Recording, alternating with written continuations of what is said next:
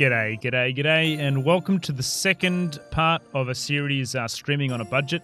Today we are covering everything audio microphone settings. If you currently don't curate your microphone at all, or the room that you are streaming in, then you're missing out on some pretty easy production quality in my eyes. So that's what this video is going to be aimed at today. Everything to do with the microphone.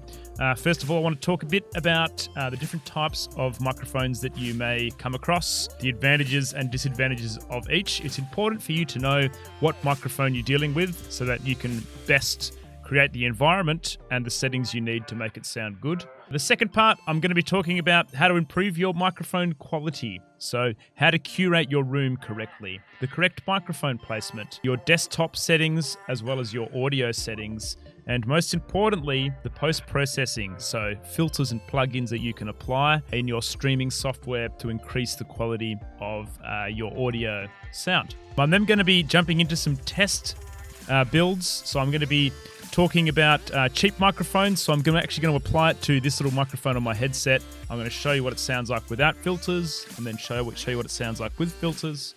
And then I'm going to be showing you with my my good XLR microphone as well, the same. So I guess what I'm trying to get at here is I want to show you that no matter the quality of your microphone, you can make a microphone sound decent. And alternatively, you can make a good microphone sound terrible if you don't apply filters to it. So it is very important. Just as a preface to this, guys, I'm not going to be covering anything to do with mixing desks or Go XLR or anything like that. Unfortunately, I don't have one of these. A lot of these systems where you go from an XLR mic into a desk and then into your PC, they have built-in compression and noise gates and EQs and stuff like that. I unfortunately don't have one of these. Sponsorship opportunity right there. So I'll be covering everything from XLR mics into an audio interface, which is what I run. USB straight into PC, so your standard like these, USB into the PC, and the 3.5mm jack. So hopefully by the end of this video, I'll give you guys enough detail and information to really increase your audio quality. Lastly, I just want to say that if you're enjoying these videos, please consider subscribing. It motivates me to keep creating more content. Currently, I'm happy to say this, that 70% of the views on my YouTube channel come from non-subscribers. So that's quite high. So if you're watching this and you're not subbed and you like the content, please just click that red button, get it done. And also, algorithm-wise, liking and commenting really helps me out as well. So let's jump right into it, hey? I want to start this video by talking about some common misconceptions of audio quality and microphones in general. A lot of people think that they may have a really cheap microphone, therefore why spend time trying to curate that microphone to increase your audio quality? There is a rule of thumb when it comes to microphones. I'm a strong believer that you can have a cheap microphone and you can make it sound average to good with filters applied.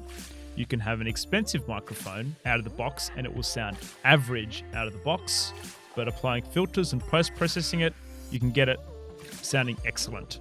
So definitely don't get complacent with your cheap microphones. Follow this guide, do a bit of work, make it sound good. And alternatively, if you have an expensive microphone, don't go sit on your ass and not post-process or change your room, because you're missing out on production quality. So I want to jump in now and talk about different types of microphones and a bit of pros and cons of each. I want to start by talking about the way that your microphone is connected to your PC. The age-old debate, USB versus XLR. As you may know, there are different ways that your microphone can connect to your PC. It is strongly debated amongst streamers and content creators which one is the best. I use an XLR microphone. A lot of my friends use USB microphones. Let's talk about the pros and cons of each really quickly. So USB, easy to use. You buy your microphone, you plug it into your PC via a USB cable, and you're ready to go. XLR microphones, you need an extra step, possibly a couple of extra steps. It uses a different connector. It cannot go straight into your PC. This is a mic lead, an XLR cable. It needs to go into an audio interface or a desk, which can process the sound a bit, and then it goes into your PC that way. In general, I will say this, XLR microphones have the capability to provide you with a better audio quality microphone than USB can. Fight me. USB has its place. There are fantastic microphones out there, the Snowballs, the HyperX Quadcaster, but most large streamers or those that are audiophiles will be using the SMB7 or the Rode Procaster or some other variant of an XLR mic where they go into a desk and into their PC. I'm not going to talk any more about that for now. So let's briefly touch on the different types of microphones that you may have and you may be using, and the pros and cons of each. I think it's really important for you to be aware of what type of microphone you are using so that you can best change the settings and make it work and get the best sound quality that you can. Our first off the rank, which is the dynamic microphone. Well-known examples of dynamic microphones are the Shure SMB7, which is top tier, quite expensive, the Rode Procaster, like what I use, amongst other variations. Now, they're characterized as being very sturdy and heavy. They are omnidirectional. What I mean by this is the audio source needs to come straight in front of the diaphragm. So if I start going over here and talking, you're not going to be able to hear me real good. This is a pro for streamers, right? This is a positive thing. You don't want to be picking up your keyboard. You don't want to be picking up room noise. So people that use these microphones generally won't have to apply noise gates or those kind of filters to their sound. Generally pretty good. Cons of these microphones: they have lower sensitivity output. So part of being omnidirectional also means you need to apply gain to get this microphone to be working where it should be.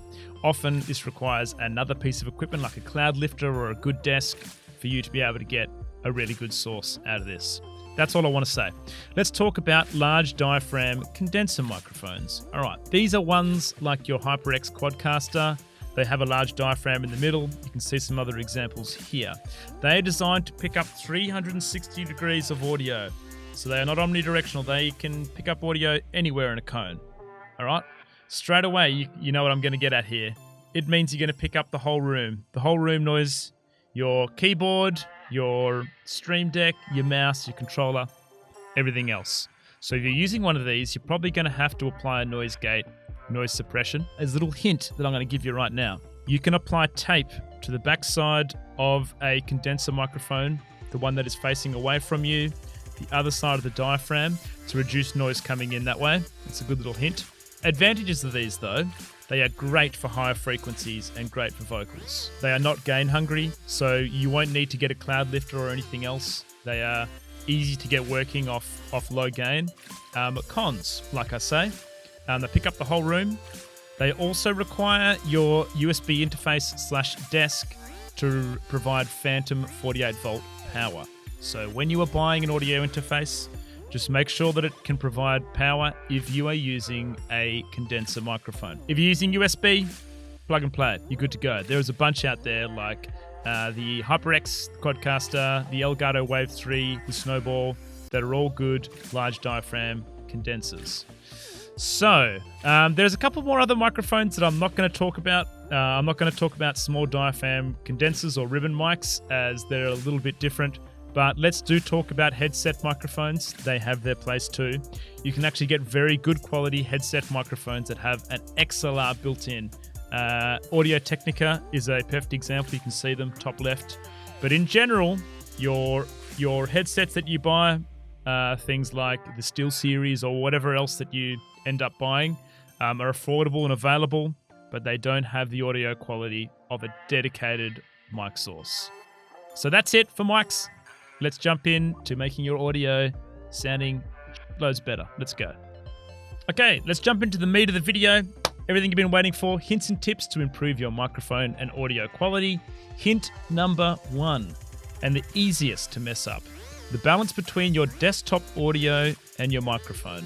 So take note of the microphone levels that you are seeing on my OBS right now. You see that little line spiking up? Now, you want it to be in between the yellow and just peeking into the red. If you're going into too much into the red, you're going to notice distortion in your voice and it's going to sound garbage. If it's in the green, it's going to be too quiet, not enough source. So you want to basically have it just peeking into the red. I like to have mine peeking into the red, mainly in the yellow. Now, the most important thing here is to balance your desktop audio to your microphone.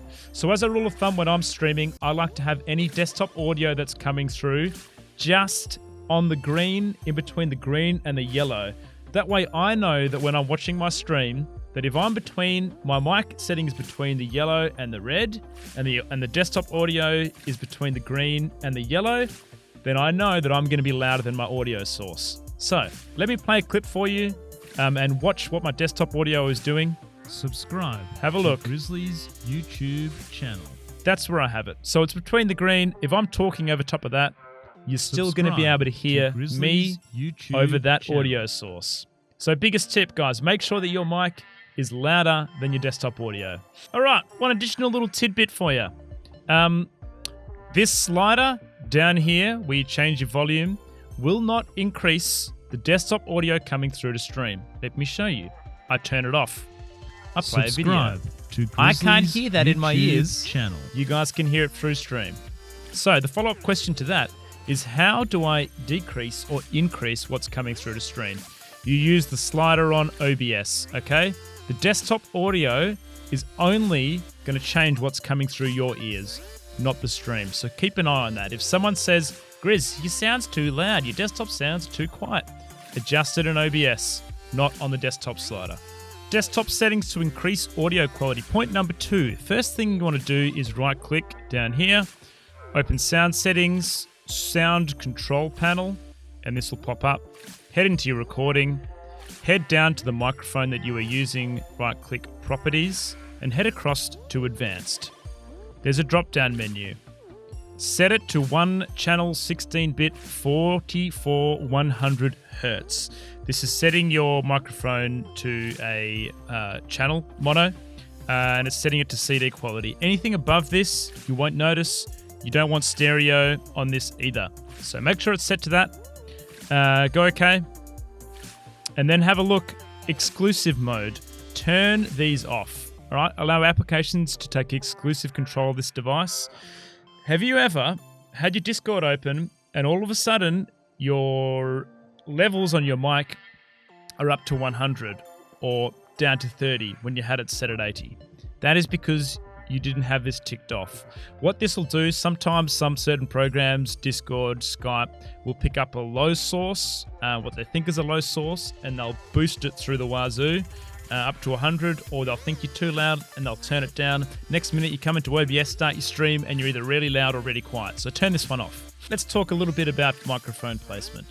Now, microphone placement relies heavily on the type of microphone that you had. So if you listen to the previous section, and I went through the different types of microphones, the dynamic microphones, like the one that I use, and the SMB7 or anything around that, you want to have it as close to your face as you possibly can, for a number of reasons. They're gain hungry.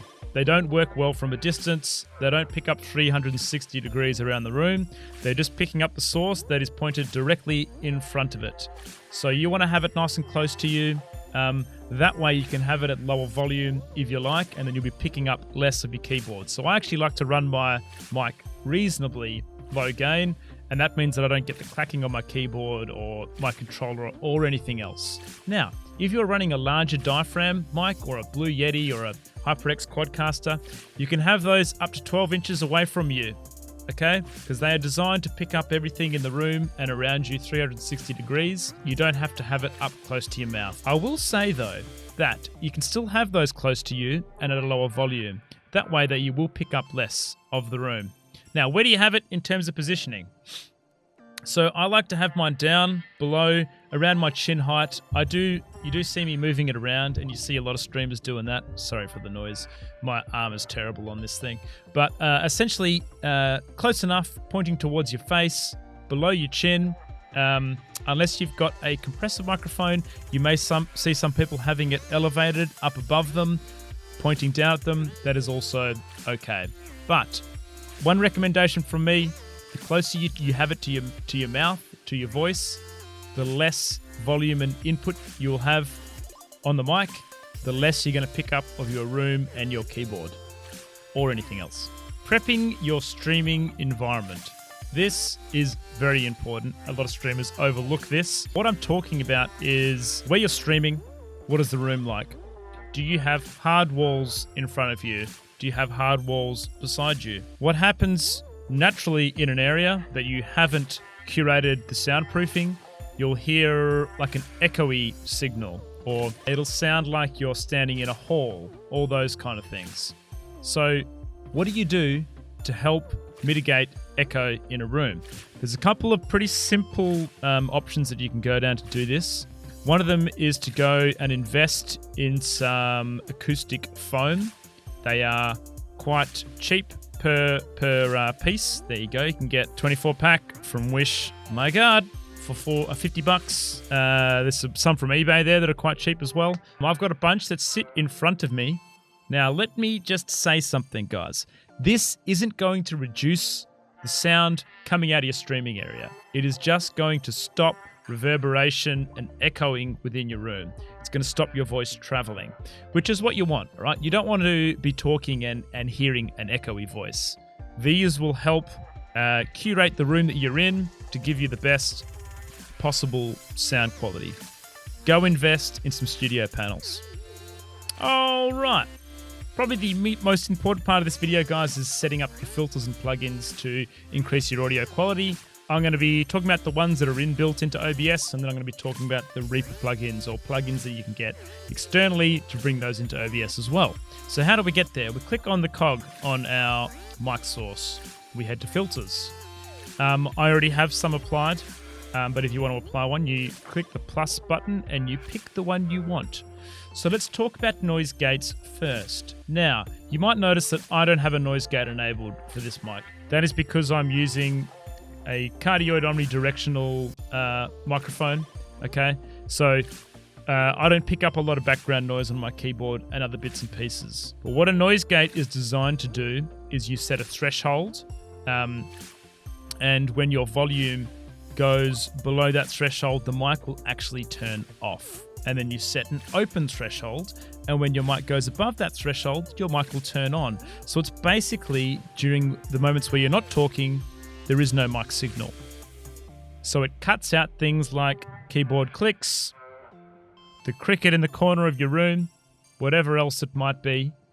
So when I'm talking about the threshold when your mic turns off, that's this one here. Now, how I would say that you would do this, right?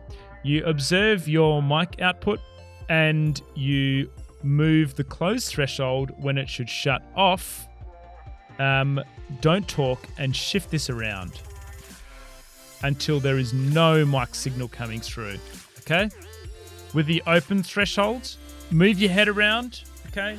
And set the open threshold so that no matter where you are around the microphone, it's still going to pick up on your voice. Now, essentially, this means that when you're not talking, your mic's going to be cut off. You're not going to be able to hear any of that background noise. When you are talking, no matter where you are, it's going to be able to hear you and your mic will enable. Now, the attack time talks about how much it fades in and out of each certain cutting off of your microphone. So I like to have this when I have it applied quite low. I don't like it to be rarely fading, but you don't want to have it set to 0. That's when you hear that really choppy, sharp changing noise gates which sound no good. The hold time, guys, that's how long the mic should stay on after the volume has dropped below the close threshold. So this is usually fine. Leave it as that. Release time is fine as well. So that is the noise gate. I would say that you would need one of these for a condenser mic. I think they work really well for those. Just hear me out here, guys.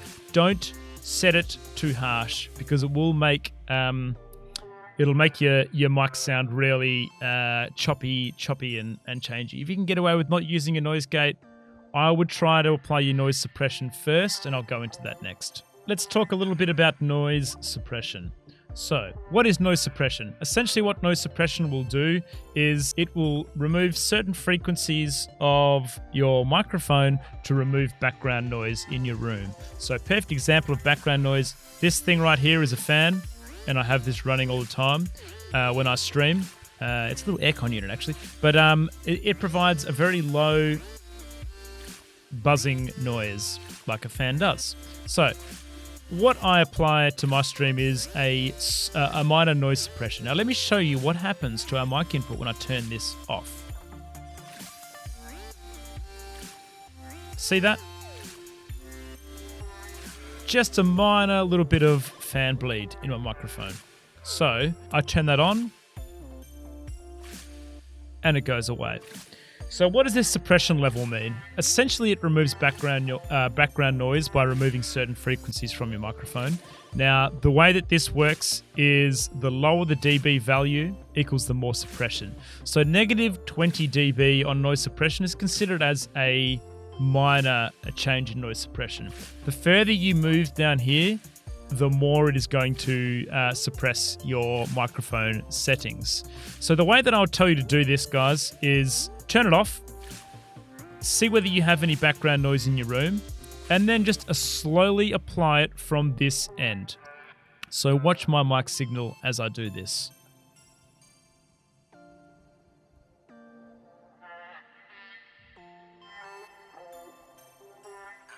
I didn't even need to go to 20 there. In fact, I should probably have mine around 13 or 15. So this is a good process for me too.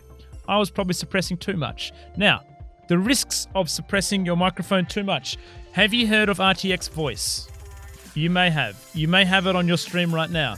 That is basically a fancy noise suppression. It uses the power of your graphics card to remove certain frequencies of your microphone, and it's amazing. You would have seen clips of guys on YouTube and they're like clapping next to their mics and hammering things and like babies wailing in the background, and it removes all of that.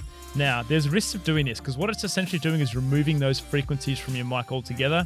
I used to have RTX on, and then when I got all excited about dying or passing a level, and I would squeal, and you can hear it. It completely changes the dynamics of your voice, and little bits will be cut out. So don't suppress too much. Be careful with it, just the bare minimum that you can, because it will affect your audio signal. Let's talk about VST plugins, guys, specifically the Reaper plugins. We're going to be installing today their full suite, but I'm going to be showing you how to use a compression as well as an equalizer as well. So head to this website. The link is in the description. It's the Reaper website, and download the Rearplugs plugin here. Now, this gives you way more stuff than what I'm going to show you how to use. There are other guides on YouTube that can show you how to install more stuff, but I think the important ones, guys, are a compressor, applying a good compressor, and then a equalizer as well will really give you what you want. So click on this, guys, click the install, follow the prompts for you to install it, and then let me show you how to find these in your OBS. So come across here, go filters like we did before, add it, go down to VST2 plugins, and then when you've got that, you can select which VST plugin you want.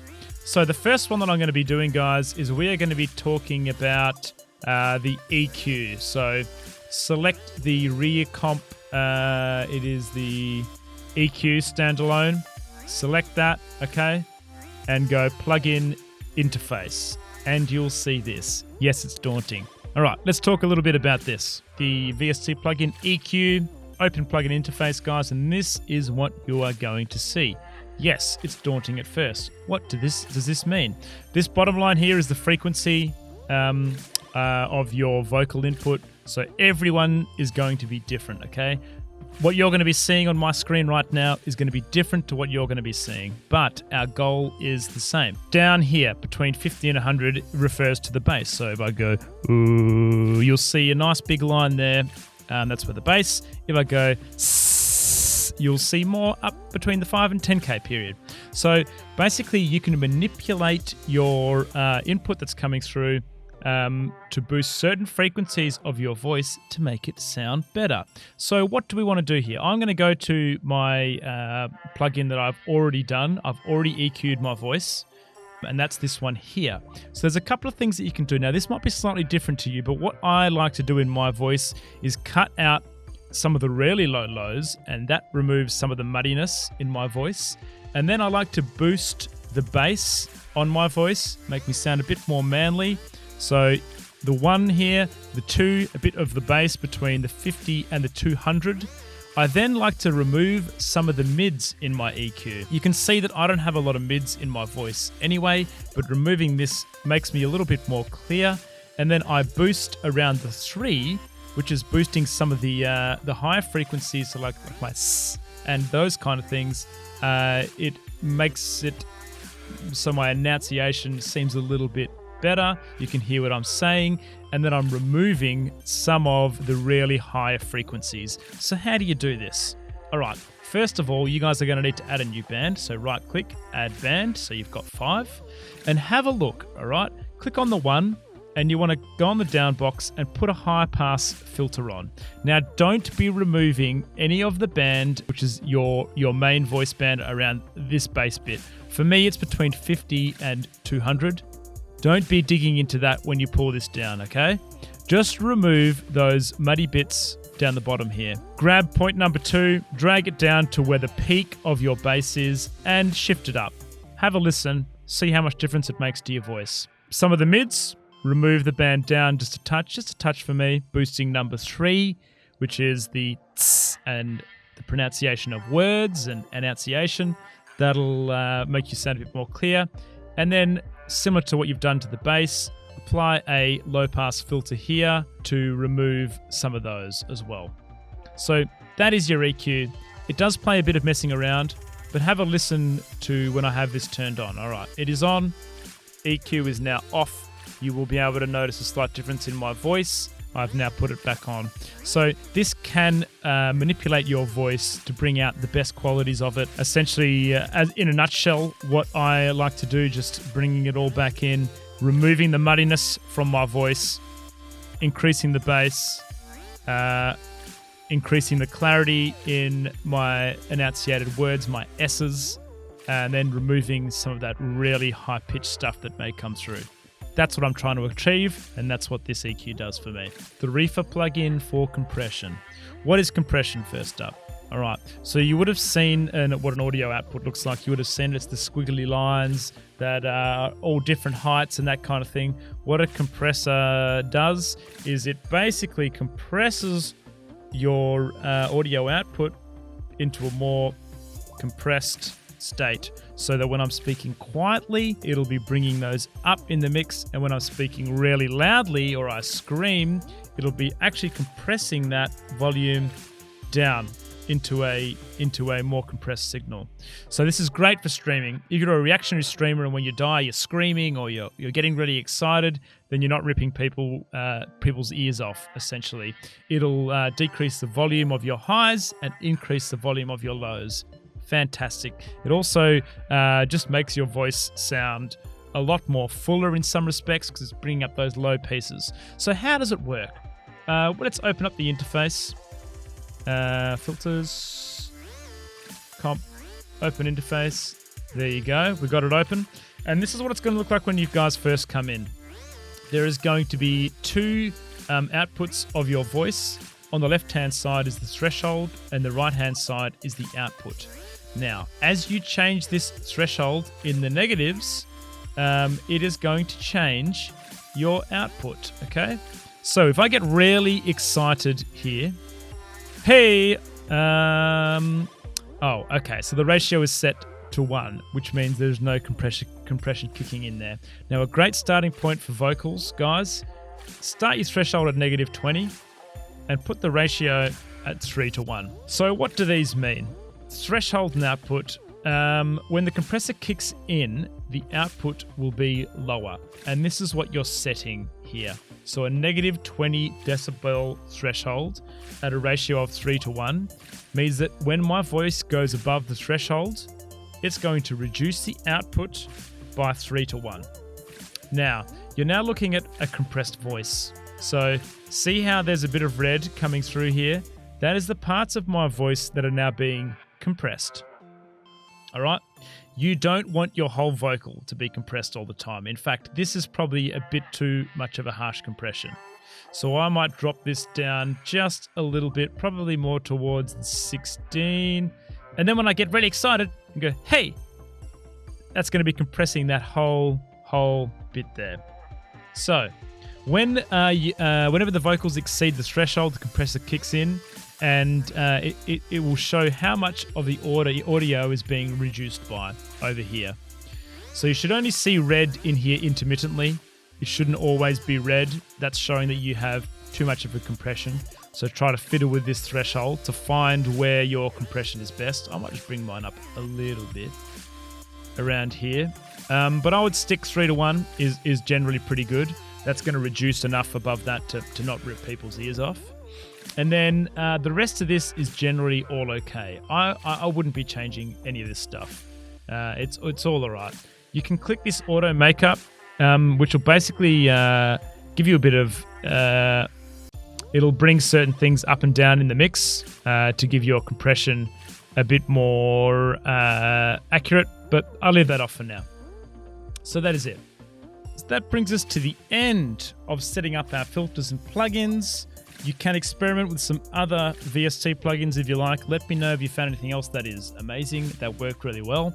I'm now going to show you guys an example of what my microphone sounds like without the plugins, without the filters. And then I'm also going to set these up and show you what this microphone sounds like with plugins and without plugins applied. So let's do my microphone first. Here we go. Are you ready? This is my plugins off. How do I sound? Sub to Grizzly Gaming 86. Plugins off. And we put them all back on. So there's a massive difference there. You can tell there's a huge difference in audio quality. That is an expensive microphone. Let's do it with my headset and see the difference. All right, I have set my headset up, guys. I know it sounds a lot different to my other microphone, but this is with no filters on. Let's put the filters on and see what she sounds like. I just want to say that when I'm quiet, have a listen to the room. You can hear the hissing, right? So we are going to put a noise gate on. There you go. We now have our filters on. And we should sound way better. Subscribe to Grizzly Gaming 86. Guys, please, definitely, no matter what the quality of your mic is, go and apply some filters. It can make a big difference. Let's swap over mics. If you made it all the way through this video, you are a legend. Thank you so much for supporting me through this. If you like these videos, guys, please subscribe to the channel, like and comment. That is it for this one. I'll see you guys next time. If you have any suggestions around what else I can do the next streaming on a budget video on, I would actually like to show you my studio that I set up in my house. I've soundproofed it. It looks amazing and I can talk you through that process. Maybe we'll do that. If not, I'll see you live on twitch.tv/grizzlygaming86. We stream a few nights per week there and I'll see you there. Catch you later for now. Bye.